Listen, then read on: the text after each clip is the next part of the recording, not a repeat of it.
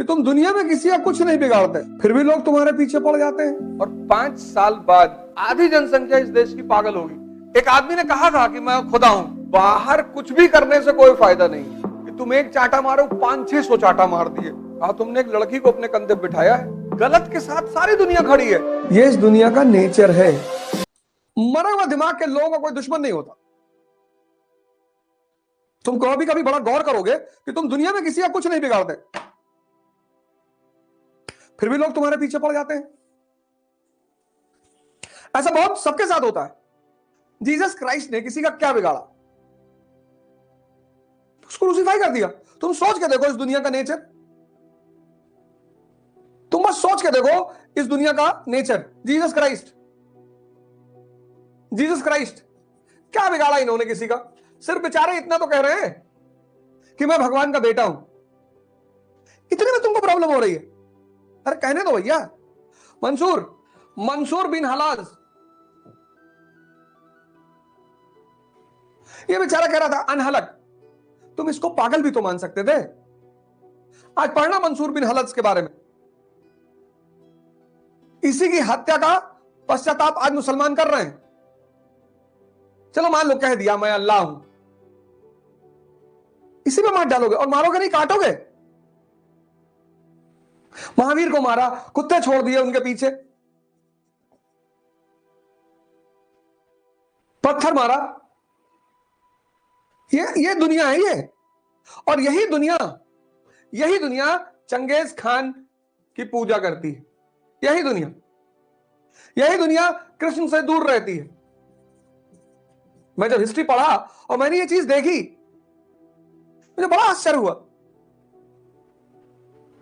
किसी की अम्मा ने दूध नहीं पिलाया कि चंगेज खान के सामने खड़ा हो जाए। ये हिसाब किताब है इस दुनिया का। और शिशुपाल ने गाली दी, उड़ा दिया तुरंत। ये बेचारे संत महात्मा औलिया फकीर सूफी लोग, ये इस दुनिया का नेचर है। ये ताकतवर को सामने जाके लेट जाती है। अरे साहब, और भारत जैसे देश में, खासकर उत्तर भारत में,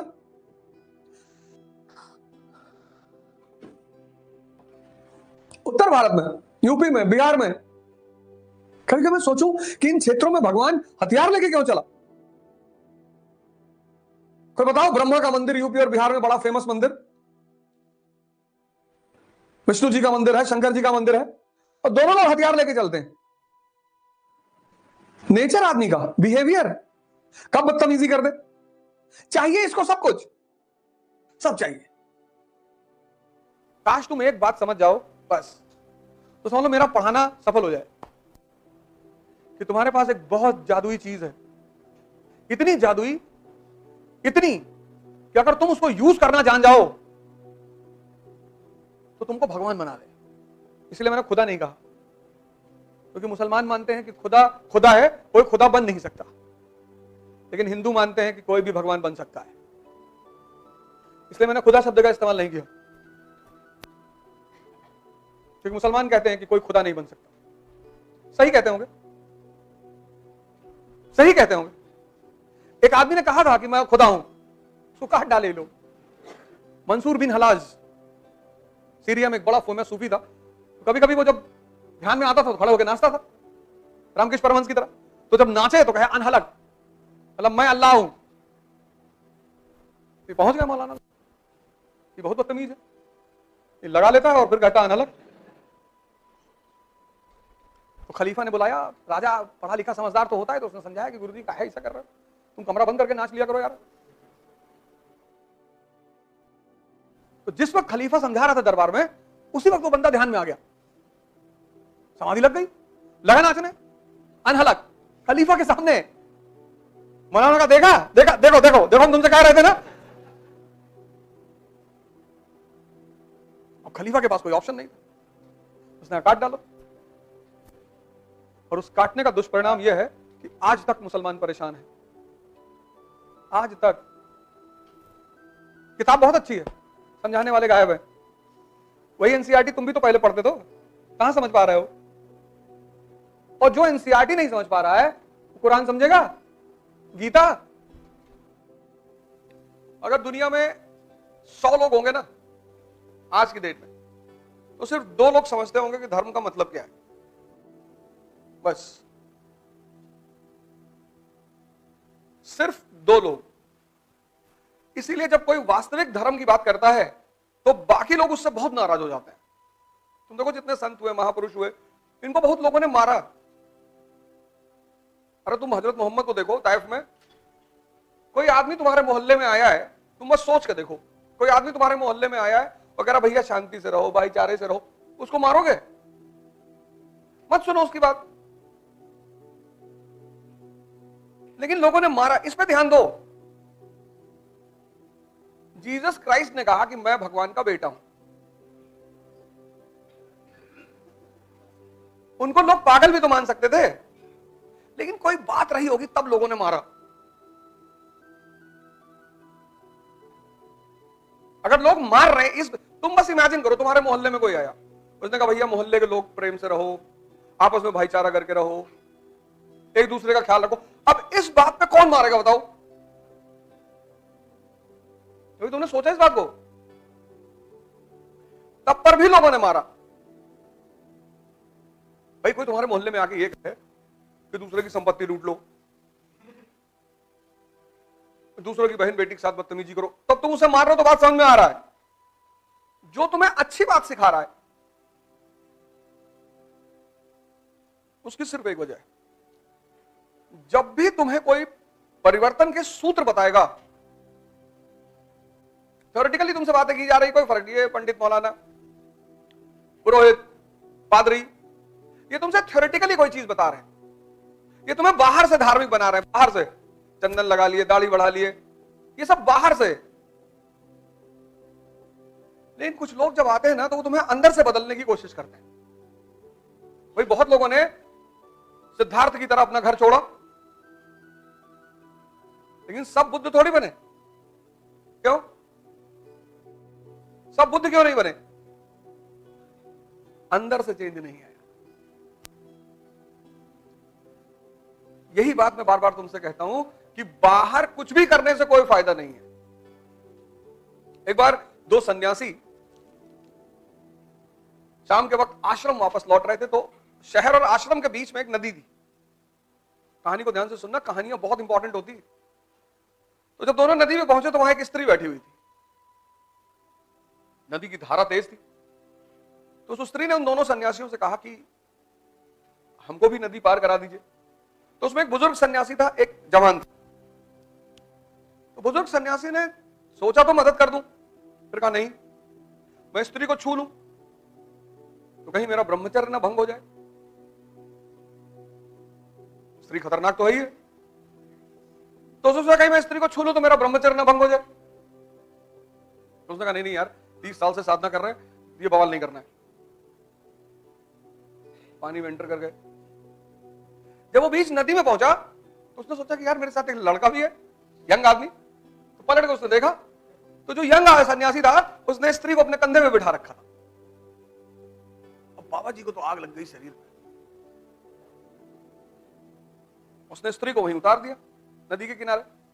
दोनों फिर आश्रम की तरफ बढ़े। तो जब आश्रम के दरवाजे में पहुंचे तो उस बुजुर्ग सन्यासी ने उस यंग सन्यासी से कहा कि गुरुजी से शिकायत करूंगा, आज तुमको निकलवा दूंगा आश्रम से। उसने कहा क्यों? कहा तुमने एक लड़की को अपने कंधे बिठाया है।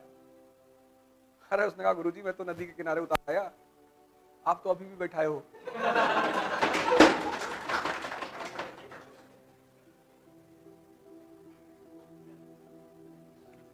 गुरुजी मैं तो उतार आया, अब तो है ही नहीं मेरे मन में।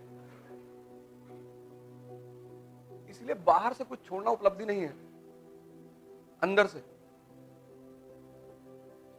आज जो हिंदू हैं ये बाहर से हिंदू हैं ज्यादातर। उनकी औकात है विष पी लें।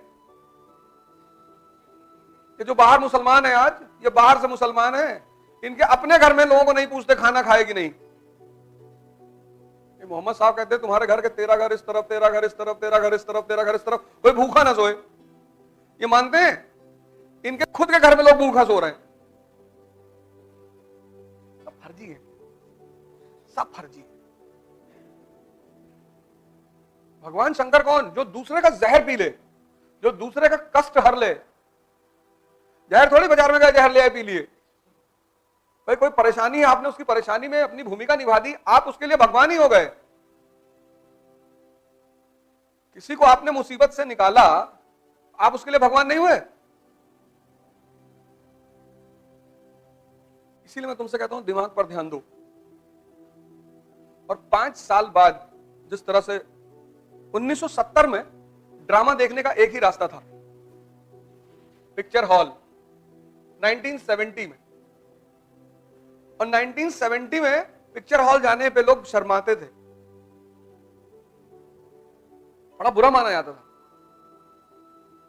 कभी कदार कोई मूवी देखने जाता था, और जाता भी था तो गमछा वमछा चद्दर उद्दर लपेट के आता, और घर वाले तो बहुत मारते थे अगर मूवी देखते पकड़ ले तो। 1990 में ये ड्रामा घर घर पहुंच गया, टीवी। 1970 से 90 तक संडे को एक फिल्म आती थी बस दूरदर्शन पे, और ऐसी फिल्म आती थी कोई देखता ही नहीं था। घड़े का चोर, पता नहीं किस जमाने में बनी है, क्या कहानी है, कोई देखता ही नहीं था। 2000 में ये ड्रामा हर जेब में पहुंच गया।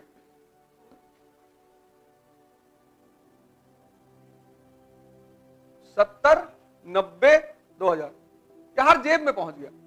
तुम 24 घंटे टीवी देख सकते हो। तो जब यहां आदमी बेचैन होता था तो ध्यान करेगा, पढ़ेगा, घूमेगा, एक्सरसाइज करेगा, टाइम है उसके पास, और ऑप्शन ही नहीं है। यहां वो हल्का सा परेशान होगा, यूट्यूब खोल लेगा।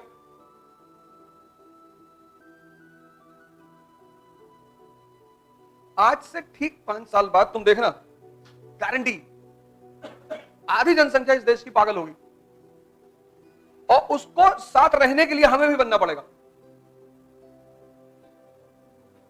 पागलों के साथ तुम बिना पागल हुए नहीं रह सकते। अगर कोई सामने ऐसे से नाच रहा हो, तुम नहीं नाच रहे हो, तो उनको डिस्टर्बेंस हो जाती है, ये पागल है, और फिर वो तुम्हें बहुत मारेंगे। इसीलिए सोचने की क्षमता खत्म होती जा रही है, मनन करने की क्षमता, गलत सही देखने की क्षमता खत्म होती जा रही है। मतलब मन की जो शक्ति है ना, वो खत्म होता जा रहा है। तो धर्म जो है वो व्यक्ति को परिवर्तन करने की बात करता है। ये धर्म का फंडामेंटल फॉर्मूला है कि तुम इंद्रियों पे तुमने जीवन शुरू किया है, और ये वास्तविक जीवन नहीं है, तो तुम्हें साधना करनी पड़ेगी। हर धर्म यही कहता, हर धर्म खुद को बदलने के लिए तुम्हें मेहनत करना पड़ेगा, तुम्हें इस नीचे के स्तर से उठकर ऊपर आना पड़ेगा। ऐसा कोई धर्म ही नहीं जो ये ना कहता हो। अब ये बात जिसको समझ में आ गई वो महान हो गया, उससे मतलब ही नहीं, उसके मन में किसी के लिए द्वेष ही नहीं, क्योंकि जब सब एक ही बात कह रहे हैं। धर्म में अंतर कहां है? कल्चर को लेकर। धर्म में अंतर कहां है? कल्चर, क्योंकि कल्चर किस पर डिपेंड करता है? और हिंदुस्तान जैसे देश में जहां यूनिटी इन डाइवर्सिटी है, कश्मीर, तमिलनाडु, अलग अलग ज्योग्राफिकल कंडीशन है, ज्योग्राफी, गुजरात, नॉर्थ ईस्ट, अलग अलग ज्योग्राफिकल कंडीशन है। तो जिस देश में डाइवर्सिटी है वहां तो धर्मनिरपेक्ष होना ही पड़ेगा। और खतरा किससे होता है? समझदारों से। जाहिलों से क्या खतरा? मूर्खों से क्या खतरा? राजा राम मोहन रॉय ने सती प्रथा खत्म की, उनकी मां उनके खिलाफ प्रोटेस्ट में आ गई। उनकी अपनी मां, 500 लोग सड़क पे चल रहे, उनकी मां भी चल रही कि मेरा बेटा पागल है। सोचो उस आदमी को ने कितना खतरा मोल लिया होगा। गलत के साथ सारी दुनिया खड़ी है, यही तो गलत की कॉन्फिडेंस है। गलत का कॉन्फिडेंस क्या है? उसके साथ सारी दुनिया खड़ी है। सही का दिक्कत यह है कि उसको लोग मारना चाहते हैं। भगवान कृष्ण भाग गए गुजरात, बोला अबे कितना लड़े यार, बचपन से लड़ी रहे, कितना चले गए। इसलिए योगी जी बहुत सूटेबल आदमी है। मैं बार बार इस बात को कहता हूं, कि वही वही वही वही व्यक्तित्व चला सकता है कि तुम एक चांटा मारो 500-600 चांटा मार दिए, तब तुमको लगा हाँ हाँ बढ़िया राजा है भैया ये।